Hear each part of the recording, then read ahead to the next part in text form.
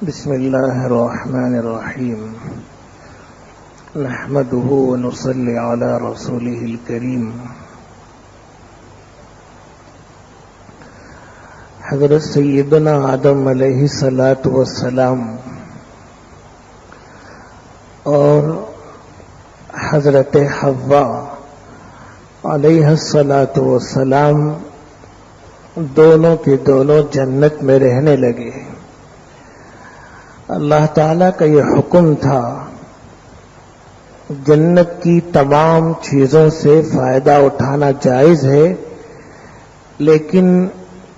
ایک خاص درخت کی طرف اللہ تعالیٰ نے اشارہ کر کے فرمایا کہ اس سے فائدہ اٹھانا اور اس کا پھل کھانا بلکہ اس کے قریب بھی جانا جائز نہیں ہے۔ اور اس حکم پر حضرت آدم اور حضرت حوا عمل کر رہے تھے، لیکن شیطان نے اللہ تعالیٰ سے وعدہ کیا تھا کہ میں آدم کو اور آدم کی اولاد کو ضرور گمراہ کروں گا اور بہکا کر رہوں گا۔ تو شیطان نے پہلا موقع یہی سمجھا کہ آدم علیہ الصلاۃ والسلام کو بہکایا جائے، چنانچہ شیطان نے حضرت آدم اور حضرت حوا علیہ الصلاۃ والسلام کے دل میں یہ وسوسہ ڈالا اور یہ خیال ڈالا کہ جس درخت سے تم دونوں کو روکا گیا ہے، دراصل وہ درخت بہت مزیدار ہے، اور اس درخت کی دوسری خصوصیت یہ ہے کہ جو بھی اس کا پھل کھا لے گا وہ جنت میں ہمیشہ رہے گا، اس لیے تم اس درخت کے پھل کو کھا لو تاکہ جنت میں ہمیشہ رہنا نصیب ہو جائے۔ حضرت آدم علیہ الصلاۃ والسلام پر کہتے ہیں، علماء کرام لکھتے ہیں، انسانیت کی سب سے پہلی چیز جو حضرت آدم علیہ الصلاۃ والسلام پر جنت میں طاری ہوئی وہ بھول چوک تھی۔ یعنی انسانیت کے کئی تقاضے ہیں، ان تمام تقاضوں میں پہلا تقاضا بھولنا اور چوک جانا، تو جنت میں انسانیت کی جو پہلی چیز حضرت آدم اور حوا علیہ الصلاۃ والسلام پر طاری ہوئی وہ بھول چوک تھی۔ چنانچہ دونوں نے اس درخت سے فائدہ اٹھایا اور اس کے پھل کو کھا لیا۔ پھل کے کھانے کی دیر تھی کہ دونوں اپنے آپ کو ننگا دیکھنے لگے اور دونوں کے بدن پر کپڑا نہیں تھا، بالکل ہی ننگے اور عاری ہو گئے۔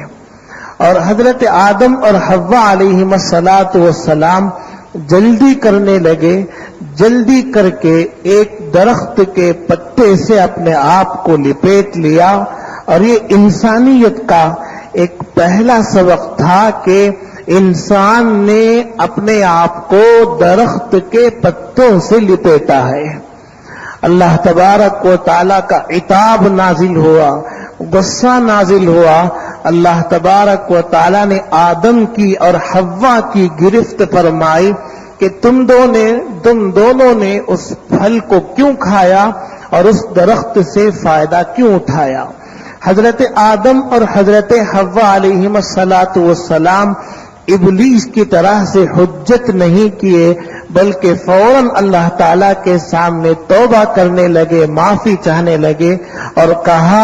ربنا ظلمنا انفسنا وان لم تغفر لنا وترحمنا لنکونن من الخاسرین۔ تو اللہ تبارک و تعالیٰ نے ان دونوں کی توبہ قبول فرمائی، اور قرآن پاک کی دوسری آیت کریمہ کہتی ہے،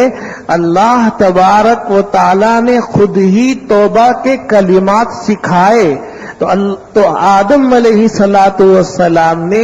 توبہ کے ان کلمات کو ادا کیا. اور مفسرین کہتے ہیں اللہ نے توبہ کے جو کلمات سکھائے تھے وہ وہی دعا ہے جو ہم کہتے ہیں ربنا ظلمنا انفسنا وان لم تغفر لنا وترحمنا لنکونن من الخاسرین. اے پروردگار، ہم نے اپنے اوپر ظلم کیا ہے، اگر تیری مغفرت اور تیرا رحم نہیں ہوگا تو ہم دونوں نقصان اٹھانے والوں میں سے ہو جائیں گے. تو اللہ تعالیٰ نے توبہ قبول کی اور دونوں کو معاف کیا، اور اللہ تعالیٰ نے کہا کہ اب چونکہ ایک نافرمانی ہو گئی، اب تم جنت میں نہیں رہ سکتے، اب تم کو زمین میں بھیجا جاتا ہے. اور تمہاری پیدائش کا جو اصل مقصد ہے کہ زمین کی خلافت اور زمین میں میری نیابت کرنا، اس کی طرف تم دونوں کو بھیجا جاتا ہے. چنانچہ اللہ تبارک و تعالی نے حضرت آدم اور حوا علیہم السلام کو زمین میں بھیج دیا، اور ان دونوں نے زمین میں اللہ تعالی کی خلافت اور نیابت کا کام انجام دیا اور زمین کے اندر خلافت الہیہ کو قائم کیا. اللہ تبارک و تعالیٰ نے دونوں کی دعا جنت ہی میں قبول فرما لی تھی، لیکن چونکہ پیدائش کا اصل مقصد زمین میں بھیجنا ہے، اس لیے اللہ نے زمین میں بھیجا اور یہ کہہ دیا اے آدم، ایسی دو طاقتوں کے درمیان بھیج رہا ہوں، جو ایک طاقت کا نام نیکی ہے تو ایک کا نام برائی ہے. ان دو طاقتوں کے درمیان رکھ کر اور اپنے آپ کو ڈال کر صحیح فیصلہ کرنا ہوگا. چنانچہ حضرت آدم علیہ السلام زمین پر آ گئے، اور اللہ تعالیٰ نے یہ بھی کہہ دیا کہ اگر ملکوتی صفات کو، فرشتوں کی صفات کو اپناؤ گے تو پھر جس جنت سے تم کو نکالا گیا تھا اسی جنت میں ہمیشہ ہمیشہ رہنا نصیب ہوگا. اب یہاں رک کر چند قصے ایسے ہیں جو بے حد من گھڑت ہیں اور جن کا قرآن و حدیث سے کوئی واسطہ نہیں ہے. وہ قصے یہ ہیں کہ آدم علیہ السلام کو بہکانے کے لیے شیطان جنت میں کس طرح سے پہنچا. تو اسرائیلی اور یہودی روایات ہیں جن میں یہ لکھا ہوا ہے کہ آدم شیطان جو ہے ایک سانپ کے اندر بیٹھ گیا، اور اس سانپ کے 4 پیر تھے جیسے اونٹنیوں کے ہوتے ہیں، اور وہ سانپ جنت کے اندر گھس گیا، اور گھسنے کے بعد جیسے ہی وہ گھسا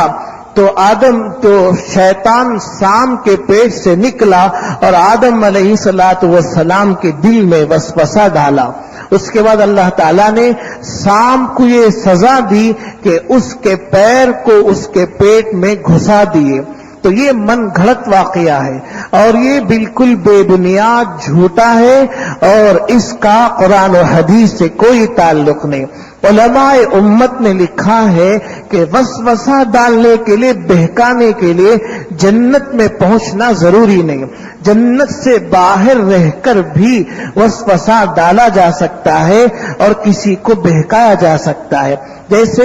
آج کل ٹیلی فون ہے اور دوسرے بہت سے آلات ہیں کہ ہزاروں میل رہتے ہوئے آواز ہمارے کانوں پر پہنچ رہی ہے، ہمارے کانوں تک آ رہی ہے. علامہ انور شاہ کشمیری رحمت اللہ علیہ نے یہ جو ٹیلی فون ہے وائرلیس ہے، اس سے استدلال کیا ہے کہ کل قیامت میں جنتیوں کی جہنمیوں سے بات کس طرح سے ہوگی. حالانکہ جنت و جہنم کے درمیان سینکڑوں سال کا فاصلہ ہے، سینکڑوں سال کا فاصلہ ہے، بحث اور بات چیت کس طرح سے ہوگی. تو یہ جو فون ہے وائرلیس ہے، اس سے علامہ انور شاہ کشمیری نے استدلال کیا جیسے دنیا میں رہتے ہوئے حالانکہ فانی چیزیں ہیں، ان کی کوئی قیمت اور ان کی کوئی طاقت نہیں ہے، یہاں اگر ہزاروں میل دور سے بات ہو جاتی ہے تو جنت میں ضرور جو ہے اللہ تعالیٰ اتنی قوت دیں گے کہ بغیر کسی آلہ کے ہزاروں اور لاکھوں میل دور بات ہو سکتی ہے. تو چنانچہ شیطان بھی جنت سے باہر رہ کر ہی حضرت آدم اور حضرت حوا کو بہکایا تھا اور وہ جنت میں نہیں پہنچا تھا. تو اللہ تعالیٰ نے آدم علیہ السلام کو جیسے جنت سے نکالا، لیکن آدم کو ہمیشہ کے لیے نہیں